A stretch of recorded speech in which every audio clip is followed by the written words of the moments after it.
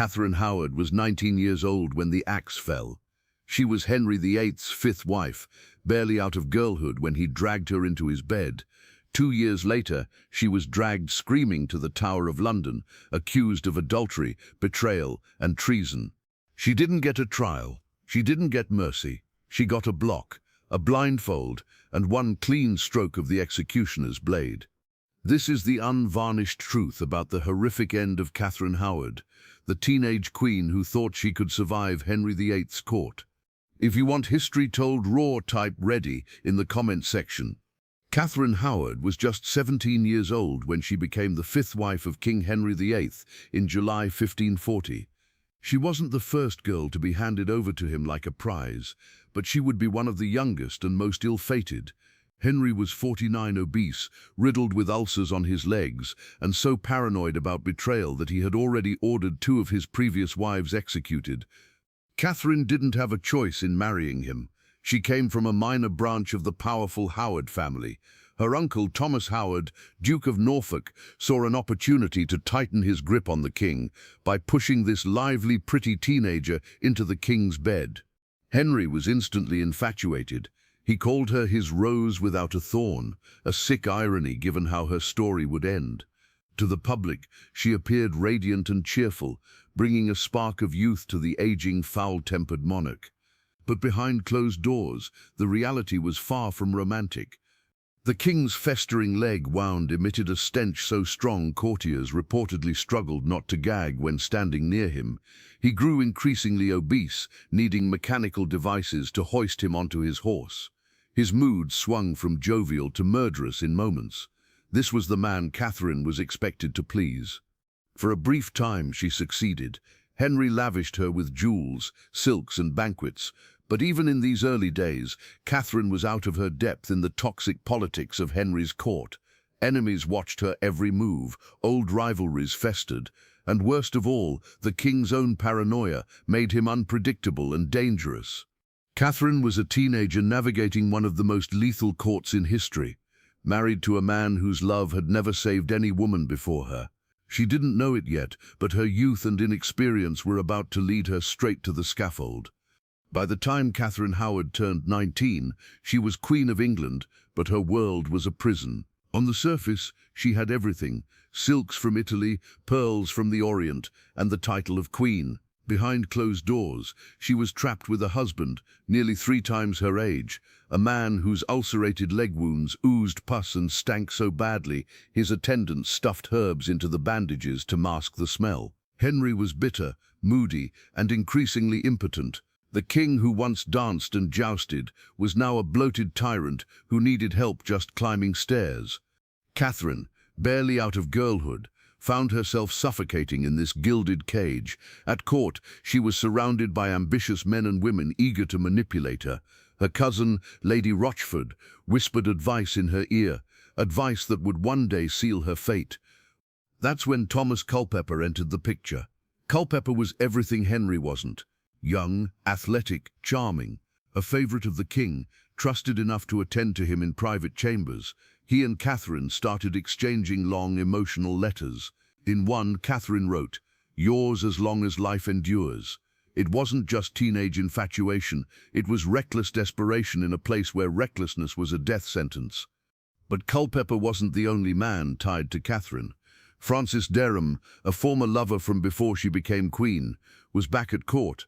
He had worked as her secretary, and rumors flew that he tried to pressure Catherine into resuming their sexual relationship. Some sources say Derham even blackmailed her, threatening to expose her premarital indiscretions unless she reinstated him as her lover. Every meeting between Catherine and these men was a gamble. The walls of Henry's palaces were lined with spies. Servants talked, enemies listened. In Tudor England, the line between rumor and evidence was dangerously thin, and Catherine didn't know how many people already suspected her. What she also didn't know was that Henry's moods had shifted again. The king who once adored her now grew distant. His leg festered worse than ever. He spent more time in prayer, haunted by fears of betrayal, and in this paranoid state he was ripe for anyone to whisper accusations in his ear. By late summer 1541, Catherine's enemies were moving against her. The The lovers thought they were meeting in secret. They weren't. Every glance, every letter, every hushed conversation was being watched, and it wouldn't be long before someone reported everything to the king. What began as a teenage girl searching for affection in a loveless marriage was about to turn into one of the most infamous scandals in English history, a scandal that would end in blood. By autumn 1541, Catherine Howard's fragile web of secrecy was starting to unravel. The first thread snapped when Archbishop Thomas Cranmer received an anonymous letter detailing Catherine's unchaste living before her marriage and hinting at more recent indiscretions with Thomas Culpeper. Cranmer didn't go straight to Henry. He was careful. He knew that telling the king his beloved teenage bride might be unfaithful was dangerous. Instead, he quietly investigated. Servants and ladies-in-waiting were questioned. One by one, they cracked. Mary Hall, a former companion of Catherine's, admitted that Catherine and Francis Derham had called each other husband and wife before her marriage to Henry. Worse still, Lady Rochford admitted to facilitating late-night meetings between Catherine and Culpeper while Henry was away. When Cranmer finally presented the evidence to the king, he did it in writing. On November 2000, 1541, Cranmer slipped a folded letter into Henry's hand during Mass at Hampton Court. Henry read it, then staggered out of the chapel like a man struck in the head. Witnesses said he collapsed into a chair and wept uncontrollably, screaming that he'd been betrayed. For hours, Henry was inconsolable. He refused food. He raged at his council, then sobbed like a child. One courtier wrote that the king cried and tore his beard, saying he would never marry again. But grief quickly turned to fury. The Henry, who had once loved Catherine, now wanted her destroyed. He ordered his council to leave no stone unturned. Investigators searched Catherine's chambers and found letters to Culpeper in her own hand. One of them sealed her fate. She had written, "Yours as long as life endures." The investigation spread like wildfire.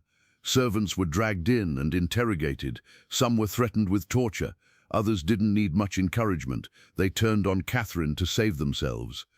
Francis Derham was arrested first. He denied adultery after Catherine became queen, but admitted to having been her lover before. That was bad enough. Under Tudor law, a queen's unchastity before marriage could still be considered treason if concealed from the king. Thomas Culpeper's arrest came next. He tried to deny everything but was confronted with Catherine's letters. Under relentless questioning, he broke. Henry's grief was gone now. All that remained was rage and humiliation. Catherine's days were numbered. She didn't know it yet, but her own household was crumbling around her. The people she trusted most, her ladies-in-waiting, her old friends, were betraying her to save themselves. At Hampton Court, Catherine began to sense something was wrong. She noticed guards posted near her chambers. Meals arrived late, messages stopped coming, the noose was tightening, and soon Henry's men would come for her. Francis Derham was the first to be taken. Dragged from Catherine's household, he was thrown into the Tower of London and interrogated for hours on end. When he refused to admit adultery during Catherine's reign, they put him on the rack. The rack was simple, brutal, and effective. Derham was laid flat, wrists and ankles chained to rollers. As the torturers turned the handle, his body stretched beyond its natural limits. Ligaments tore, joints popped. The pain was indescribable, and few men held out long. Derham screamed for mercy, his cries echoing off the damp stone walls. Eventually, he broke. He confessed that he had been intimate with Catherine before her marriage, but he insisted it hadn't continued once she became queen. Thomas Culpeper was next. As one of Henry's favoured gentlemen, he wasn't racked, but his mind was attacked instead. Days of relentless questioning, guards hammering on the walls to deprive him of sleep, threats of the rack, of hanging, drawing and quartering. Culpeper cracked too. He admitted to private meetings with Catherine, but claimed, perhaps truthfully, that they never consummated their relationship. It didn't matter. In Henry's eyes, even intent to commit adultery was treason. By mid-November 1541, both men were condemned to death. The sentences were brutal even by Tudor standards. Derham, as the less favoured, would suffer the full traitor's death. He would be hanged until nearly dead, then cut down alive. His genitals would be hacked off and burned in front of him. He'd be disemboweled while still conscious, his entrails torn out and thrown into the fire. Finally, his head would be cut off and his body quartered. Culpeper, perhaps spared out of royal favoritism, was granted the mercy of beheading. Meanwhile, Catherine was still at Hampton Court, growing increasingly hysterical. She hadn't seen Henry in days. Messages from her friends had stopped. Guards watched her every move. When whispers reached her that Derham and Culpeper had been arrested, she began pacing her chambers like a trapped animal. She begged to see the king. She wrote letters pleading for an audience. None were answered. In the Tower, Derham and Culpeper awaited their deaths. On December 10, 1541, they were taken to Tyburn for execution. Derham went first. Witnesses said he screamed in terror as the rope tightened around his neck. He kicked violently as he was cut down, still alive. The butchery that followed was so horrific that even the bloodthirsty Tudor crowd reportedly recoiled. Culpeper's beheading was swift by comparison. One clean stroke of the axe ended him. Back at court, the message was clear. Catherine Howard was next. The Queen's lovers had been destroyed, and now all eyes were on her. By mid-November 1541, Catherine Howard knew something was terribly wrong. Henry hadn't visited her chambers in days. Guards now stood outside her door. Her meals were late. The cheerful hum of court life had been replaced with a suffocating silence. Whispers reached her. Derham had been tortured. Culpeper had confessed. Both had been executed in a display of public savagery. Catherine's ladies-in-waiting were being questioned one by one, many under threat of arrest themselves. Some cracked easily, handing over details of her private life to save their own necks. Then, on November 11th, the king's men came for her. It was just before dawn when footsteps thundered down the corridor to her chambers at Hampton Court. Catherine heard them and froze. The doors burst open. Armed guards rushed in, led by members of the Privy Council. They told her she was accused of high treason. Catherine screamed.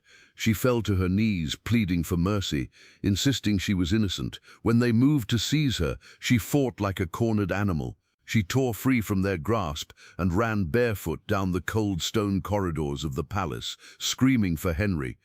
Witnesses said she sprinted to the chapel where she knew Henry was at prayer. She reached the locked doors and pounded on them with her fists, shrieking his name. "Henry, Henry, have mercy, speak to me, let me explain." But Henry never came. The guards caught up and dragged her away. She clawed at the floor, leaving bloody nail marks in the wood. Her cries echoed through the palace, "I am your wife, I am your wife." But the king refused to see her. He had already decided she was guilty. Catherine was taken from Hampton Court to Sion Abbey, a former nunnery converted into a holding place for disgraced nobles. There, she was kept under house arrest, guarded day and night. In the days that followed, Catherine's behavior swung wildly between hysterical sobbing and catatonic silence. She refused food. At times, she screamed for hours, demanding to see Henry. At others, she lay still on her bed, staring blankly at the ceiling. But Henry remained distant. He had already turned his back on her. The man who once called her his rose without a thorn now referred to her as a common harlot. Back in London, Parliament debated her fate. She wouldn't get a trial. Instead, Henry's council prepared a bill of attainder, declaring her guilty by default and stripping her of all rights. She didn't know it yet, but her death sentence was already written. Catherine was just 19 years old, abandoned by her king, betrayed by her friends, and surrounded by strangers waiting to escort her to the scaffold. Catherine Howard never stood in a courtroom. She was never allowed to face her accusers, call witnesses, or offer a defense. For a Queen of England, there would be no trial, only a bill of attainder. It was a legal instrument that declared her guilty of high treason and sentenced her to death without any hearing. At Sion Abbey, Catherine's days bled into each other. She spent hours pacing her room, clutching a rosary, whispering prayers through chattering teeth. Other times, she sat frozen, staring into nothing, lips cracked from dehydration. The once lively teenager who had danced and laughed in Henry's court was gone, replaced by a terrified girl waiting for the axe. In London, Parliament convened in January 1542 to debate her fate. The outcome was predetermined. Henry didn't need evidence. He needed a message. The Queen of England had betrayed him. That betrayal had to be punished in the most public way possible to restore the king's pride and terrify any who might dare cross him. The charge against Catherine was clear, having lived most corruptly and carnal, like a common harlot, with divers persons before marriage, and having confederated and compassed the death and destruction of the king's royal person. They didn't care if Catherine and Culpeper had consummated their relationship. Even the appearance of treachery was enough. Under Tudor law, a queen's unchastity, even before her marriage, could be considered treason if concealed from the king. Her fate had been sealed the moment Cranmer's letter reached Henry's hands. Catherine was informed of the attainder on February 10. She collapsed to the floor screaming, tearing at her hair until clumps came away in her hands. When the guards tried to lift her, she fought them off, sobbing uncontrollably. For days, she refused food. A priest was brought in to hear her confession. To him, Catherine reportedly said, "I die a queen, but I would rather die the wife of Culpeper." Whether or not she said it, the line would haunt her memory for centuries. Henry refused to see her one last time. He was done with Catherine. The man who once called her his jewel now described her as a stain on his honor. On February 11th, Henry signed her death warrant. Catherine was to be executed in 2 days' time at the Tower of London. When Catherine learned the date of her execution, she reportedly asked for the block to be brought to her cell. She spent hours practicing how to place her head on it, determined not to falter and give her enemies the satisfaction of seeing her break. By February 12, Catherine was calm. The hysteria had passed, replaced with resignation. She asked for her ladies to dress her in her finest gown and arrange her hair neatly for the scaffold. The next morning, she would be taken to the Tower of London. The axe was ready, so was the grave. On the morning of February 13, 1542, Catherine Howard woke to the sound of footsteps outside her cell. She was just 19 years old, a teenager about to be led to her death. The guards entered and told her it was time.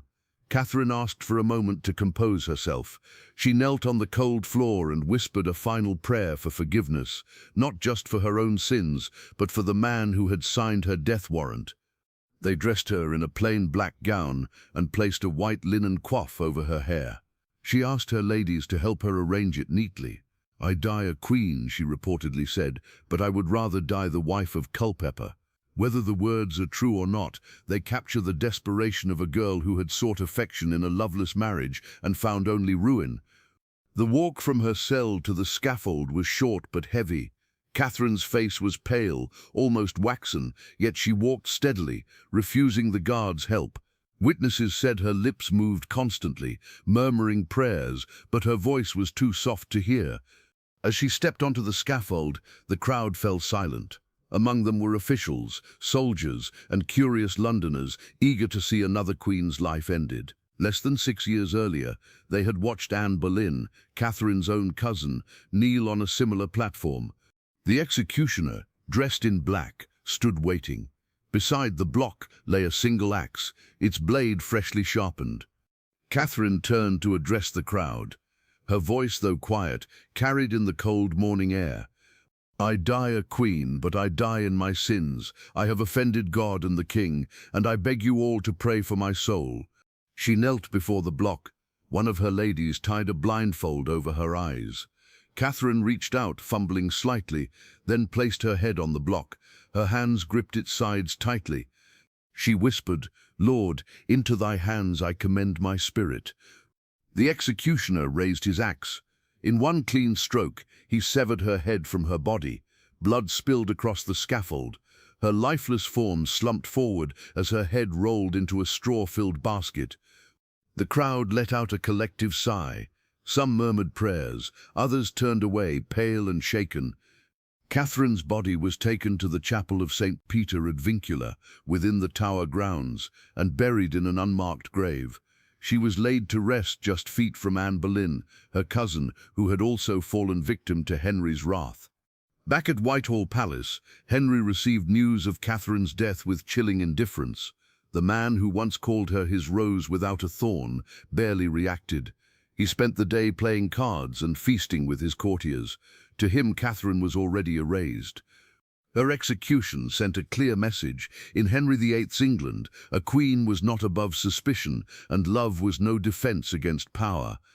Catherine Howard died alone, betrayed by her friends, abandoned by her husband, and destroyed by a system that saw women as disposable pawns. She was just a girl caught in the jaws of a king who devoured those closest to him.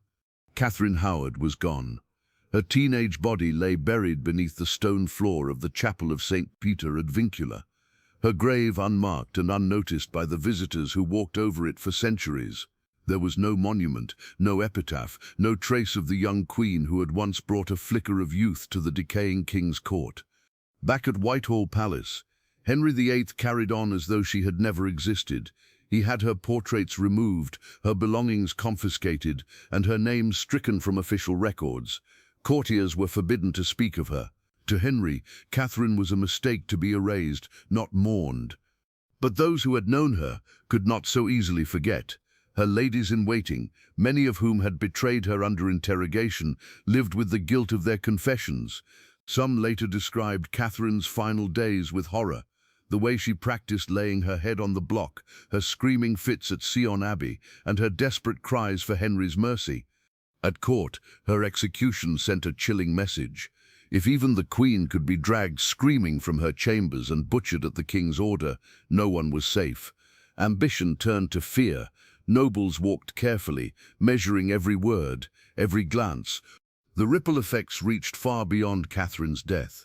Henry's council tightened its grip on court life, instituting even stricter rules for female chastity and conduct. The king's next wife, Catherine Parr, knew what had happened to her predecessors and took no chances. She was pious, obedient, and careful to avoid any hint of scandal. Henry himself never spoke Catherine Howard's name again, but in private, some said he was haunted by her ghost. Servants whispered that he would wake screaming at night, drenched in sweat, mumbling about a young woman running through the halls of Hampton Court, calling his name.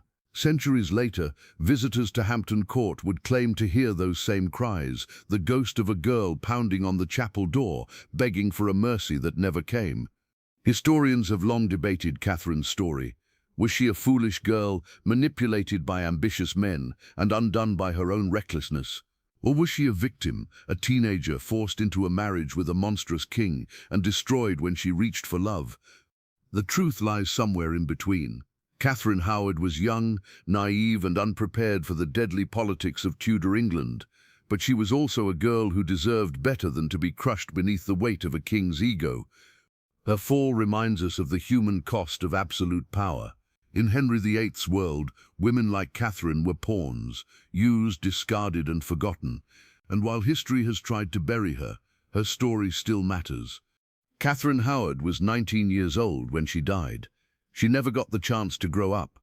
Catherine Howard wasn't the first woman Henry destroyed, and she wouldn't be the last. One more wife would face him and somehow survive. But her story isn't any softer. If you think this was brutal, wait until you hear how Henry's sixth queen outplayed a tyrant and lived to tell the tale. Hit subscribe, you won't want to miss it.